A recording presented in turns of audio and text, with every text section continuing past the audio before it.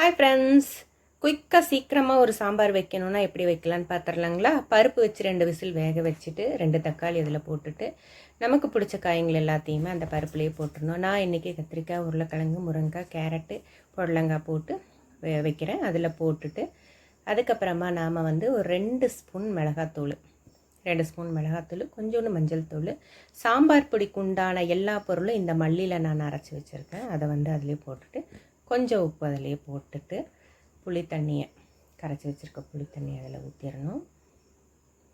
இப்படி வச்சோம்னா கொஞ்சம் சீக்கிரமாக குயிக்காக சாம்பார் ஆயிரும். நம்ம காய் தனியாக பருப்பு தனியாக வேக வச்சுட்டு இருந்தோம்னா கொஞ்சம் லேட் ஆகும்.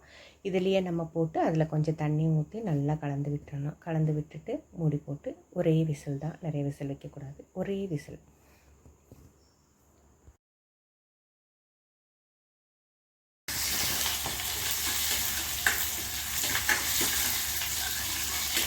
வெங்காயம் முழுசாக போட்டால் யாருமே சாப்பிட்றதில்ல சாம்பாரில். சின்ன வெங்காயம் அது முழுசாக போட்டால் அதை எடுத்து வச்சுடுறாங்க. அதனால நான் கட் பண்ணி அதை போட்டுருக்கேன். சின்ன வெங்காயம் தான் அது.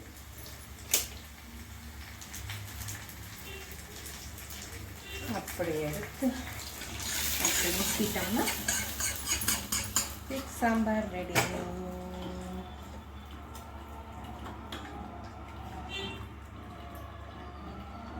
சூப்பர் சாம்பாரா?